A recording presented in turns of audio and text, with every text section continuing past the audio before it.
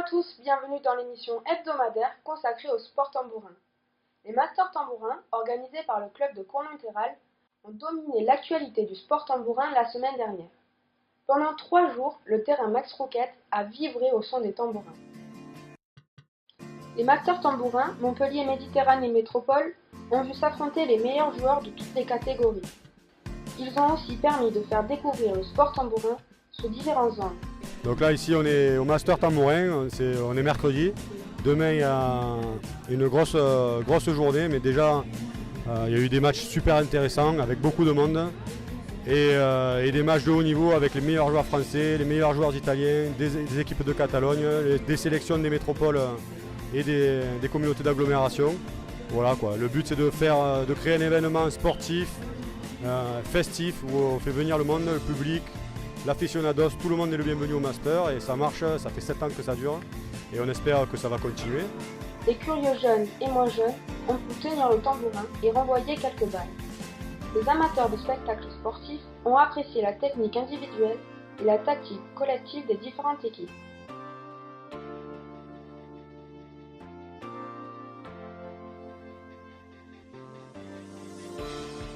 Une exposition de photographie permettait de juger de la diversité de la pratique et de l'intensité des rencontres. Il était aussi possible d'acheter des tambourins pour pouvoir continuer à s'exercer tout au long de l'année. Lors de la dernière journée, une sélection venue de Catalogne a évolué dans le cadre des Masters. Ceci était une première pour cette manifestation.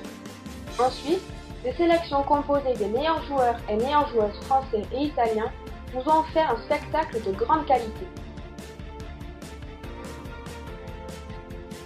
Les élus locaux ont pu ainsi juger de la qualité du sport tambourin et de son rayonnement international. Je crois qu'il est très important dans nos communes qui sont en fort développement démographique d'initier les nouveaux arrivants à nos racines, à nos traditions, ce qu'on appelle le lien social. Donc, je suis très heureux d'être là à Cournon-Terral avec bien sûr notre ami le maire Thierry Bresse. Évidemment, le tambourin, ça fait partie de ce que nous sommes. Et c'est important dans une société mondialisée de rappeler ce que nous sommes. Nous sommes attachés à un certain nombre de valeurs qui sont constitutives de ce pays dans lequel nous vivons. Et donc aider le tambourin, c'est aussi aider à l'attractivité de ce territoire. Le Languedoc-Roussillon, l'Hérault et en particulier la métropole montpelliéraine, ça a une petite saveur avec les taureaux, avec la bouvine, avec les boules, avec le football, mais aussi avec le tambourin. Ça fait partie de nos traditions. Après la parenthèse des Masters, il est temps de retourner à la compétition. Je vous propose de retrouver le résumé d'un match de championnat de l'Hérault.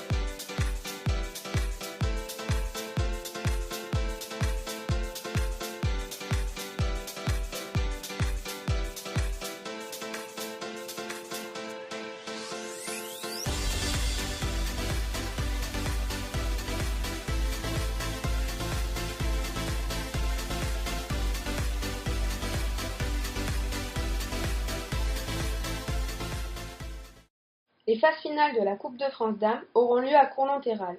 Elles opposeront Cazouldéro à Poussan le 12 août à 21h30 et Notre-Dame de Londres à Cournon-Sec le 13 août à 15h.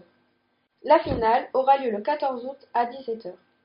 Les phases finales de la Coupe de France messieurs auront lieu elles aussi à Cournonterral.